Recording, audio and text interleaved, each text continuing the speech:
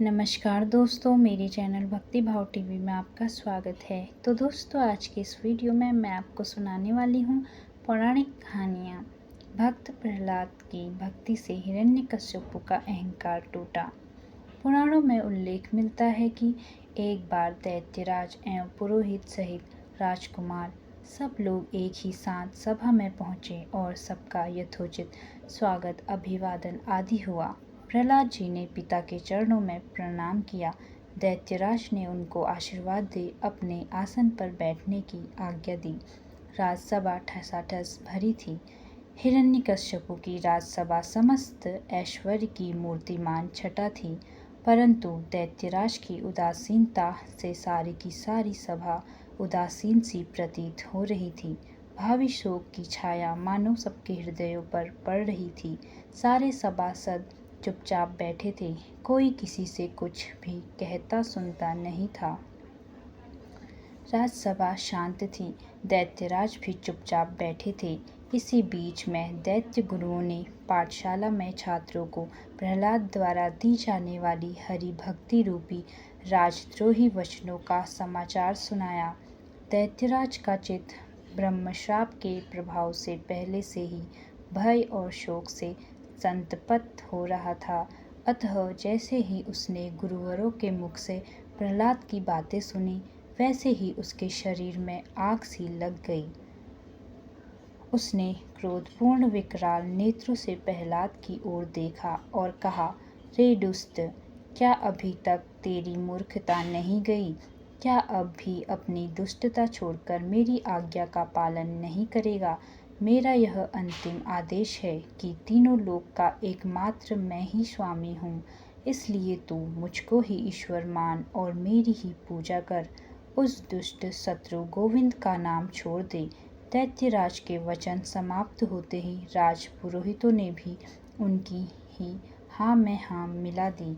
पिता एवं पुरोहित जी के वचन सुनकर परम भागवत प्रहलाद जी हंसते हुए कहने लगे, बड़े आश्चर्य की बात है कि वेद वेदांत के जानने वाले विद्वान ब्राह्मण, जिनको सारा संसार आदर की दृष्टि से देखता है और पूजता है, वे भी भगवान की माया से मोहित हो धृष्टता के साथ, अभिमान के साथ इस प्रकार की अनर्गल बातें कहते हैं। प्रहलाद जी के निर्भीक और ओजस्वी वचनों को सुनकर दैत्यराज के शरीर में आग लग गई। क्रोध के मारे उसके सारे अंग कांपने लगे और वह तिरछी नज़र से प्रहलाद की ओर देखता हुआ बोला, रे दुष्ट राजकुमार, बता, जिसकी तू इतनी प्रशंसा करता है वह तेरा विष्णु है कहाँ? यदि तेरा विष्णु सर्वव्यापी है तो क्या इस राजसभा में भी है? यदि है तो दिखला, कहाँ है?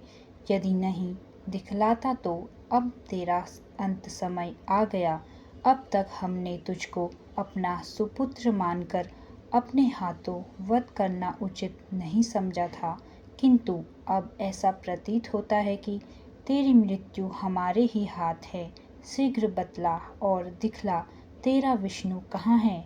मेरी आज्ञा का उल्लंघन करने वाले तुझको मैं अभी यमलोक पहुंचाता हूँ। तू किसके बल पर निडर होकर मेरी आज्ञा का उल्लंघन कर रहा है? प्रहलाद जी बोले, हे महाराज, जिन्होंने ब्रह्मा से लेकर एक तिनके तक समस्त जगत को अपने वश में कर रखा है, वे भगवान ही मेरे बल हैं।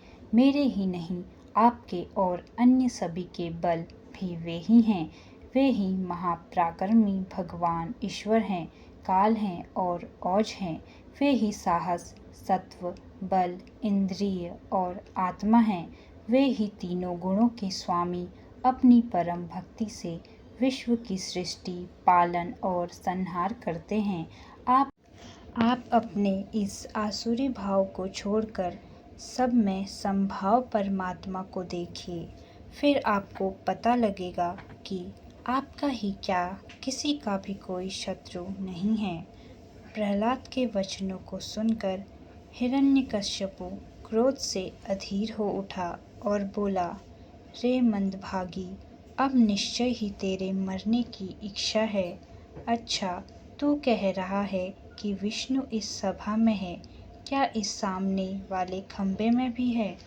यदि है तो जल्दी दिखला, नहीं तो अब हम तेरा सिर इसी तलवार से धड़ से अलग करते हैं। प्रहलाद जी बोले, पिताजी आप शांत हो, क्रोध ना करें, मैंने मिथ्या नहीं कहा। देखिए मुझे तो इस खंबे में भी वे स्पष्ट दिखलाई पड़ते हैं। यह सुनकर दैत्यराज हिरण्यकश्यपु राज सिंहासन से कूद पड़ा और क्रोध के आवेश में प्रहलाद जी को कटु वचन कहता हुआ खड़ग लेकर रत्नों एवं मोतियों से जड़े सामने के खंबे की ओर लपक कर उस पर बड़े जोर से एक ऐसा प्रहार किया कि जिससे न केवल राजसभा ही बल्कि सारा भूमंडल डगमगा गया।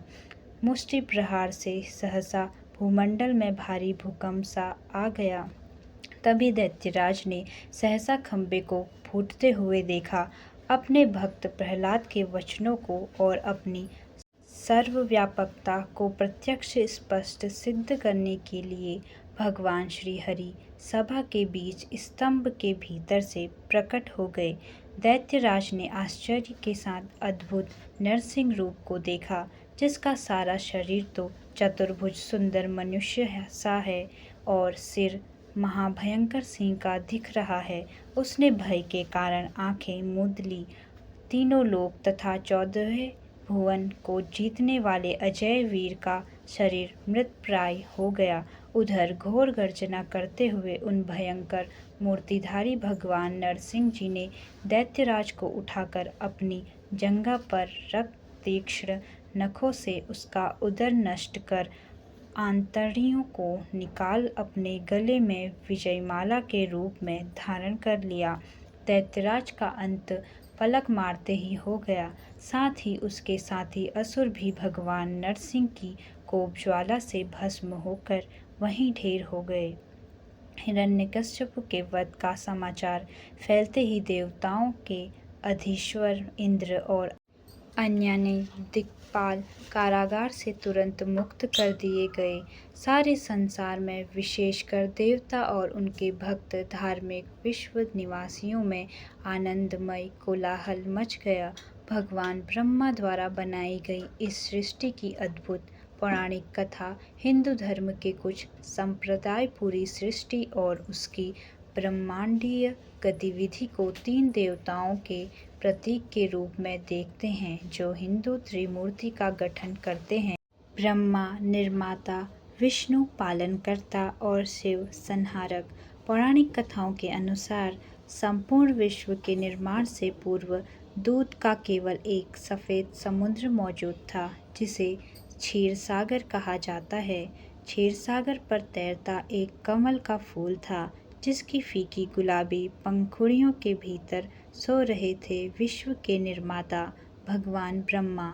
जब भगवान ब्रह्मा सो रहे थे तब कुछ भी नहीं था, न पृथ्वी और न आकाश, न प्रकाश या अंधकार, न अच्छा या बुरा, न मनुष्य या पशु।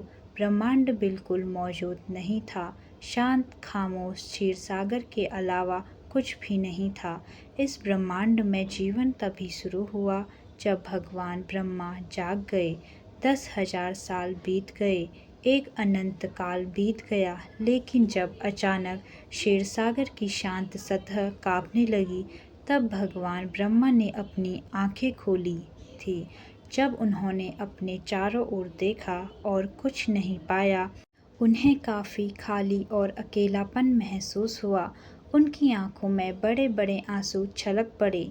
जब वे आंसू क्षीर सागर में गिरे तो उन्होंने पृथ्वी का रूप लिया और जिन आंसुओं को ब्रह्मा जी ने पोंछ दिया वे वायु और आकाश बन गए। फिर वे खड़े हुए और स्वयं को तब तक खींचा जब तक उनका शरीर ब्रह्मांड नहीं बन गया। वह बाईं ओर फैले और आकाश में सूर्य, चंद्रमा और सभी सितारों का निर्माण किया। उन्होंने इधर और उधर स्वयं को फैलाया और शुष्क मौसम और तूफानी मौसम, आग, हवा और बारिश का निर्माण किया। और फिर उन्होंने देवताओं को बनाया। सबसे पहले उन्होंने प्रकाश के देवता की रचना की। वे सुंदरता और अच्छाई से सुसज्जित थे और उनके दोस्त देवदूत, संत, परी और अप्सराएं थीं। फिर उन्होंने असुरों, अंधकार के देवता की रचना की। उनके दोस्त भूत, दानव और नाग थे और इसीलिए उन्होंने मित्र और शत्रु दोनों बनाए, क्योंकि देवता और असुर शत्रु होने के लिए बनाए गए थे। साथ ही उन्होंने बताया कि क्षीरसागर में अमृत नाम का एक चमत्कारी पदार्थ मौजूद है। जो भी उसे ग्रहण करता है वह हमेशा के लिए अमर हो जाएगा। देव और असुर दोनों अमृत चाहते थे, लेकिन वे इसे समुद्र मंथन करके और मक्खन में बदलकर ही प्राप्त कर सकते थे। लेकिन उन्हें ऐसा मंथन कहाँ मिलेगा जो कार्य के लिए पर्याप्त शक्तिशाली हो। तभी असुर और देव मिलकर क्षीरसागर का मंथन करने के लिए मंथन और शक्तिशाली रस्सी की खोज करने लगे। देवों ने एक दिशा में खोज की और मंत्रा नामक पर्वत को पाया जो समुद्र से बाहर निकल रहा था। उन्होंने पर्वत को मंथन के लिए उपयोग करने का विचार किया और असुरों को सहायता करने के लिए बुलाया। हालांकि पर्वत इतना विशाल था कि कई देव और असुर थक गए और कई की जान भी चली गई। इस दृश्य को देख विष्णु भगवान ने सहायता करने का विचार किया और क्षीरसागर के बीच पर्वत को रखा। वहीं मंथन की रस्सी के रूप में उन्होंने वासुकी, सबसे विशाल नाग, का उपयोग किया। असुरी ने सर्प का सिर, देवों ने पूंछ को पकड़ा और मंथन करना आरंभ किया। कई वर्षों के बाद मंथन से सबसे पहले एक भयंकर विष निकला। इस विष में संपूर्ण विश्व को समाप्त करने की शक्ति मौजूद थी। इसलिए भगवान शिव द्वारा उस विष का सेवन कर लिया गया और देवी पार्वती ने उस विष को भगवान शिव के कंठ में रोक दिया। इसके बाद अन्य कई वर्षों की कठोर मंथन के बाद क्षीरसागर से कई अद्भुत चीज़ें निकली, जिन्हें देवों और असुरों में समान रूप से बिना लड़े बांट दिया। लेकिन जैसे ही अमृत निकला, दोनों पक्षों में तीखी नोक-झोंक होने लगी। तभी एक राक्षस ने देवदूत से प्याला छीन लिया। तुरंत अमृत की कुछ बूंदों को अपने मुंह में डाल दिया।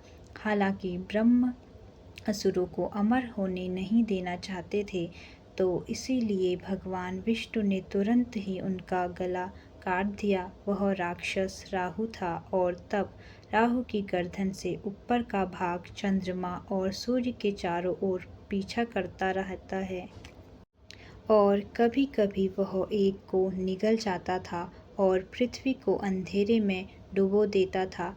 राहु का केवल गर्दन से ऊपर का हिस्सा अमर हो पाया था और इसीलिए दुनिया बनाई गई। अच्छाई और बुराई, प्रकाश और अंधकार, देवों और असुरों के बीच युद्ध शुरू हो गया।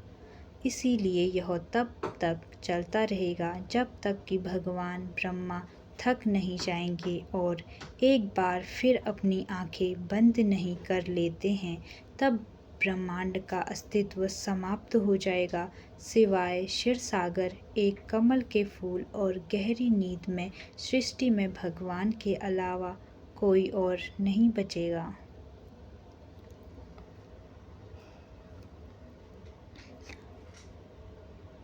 गणेश जी को दूर्वा क्यों चढ़ाई जाती है? दूर्वा यानी दूब यह एक तरह की घास होती है जो भगवान गणेश पूजन में प्रयोग होती है। एकमात्र गणेश ही ऐसे देव हैं जिनको यह चढ़ाई जाती है। दूर्वा गणेश जी को अतिशय प्रिय है। 21 दूर्वा को इकट्ठी कर एक गांठ बनाई जाती है तथा कुल 21 गांठ गणेश जी को मस्तक पर चढ़ाई जाती है। लेकिन आखिर क्यों दूर्वा की 21 गांठें गणेश जी को चढ़ाई जाती हैं, इसके लिए पुराणों में एक कथा है। पौराणिक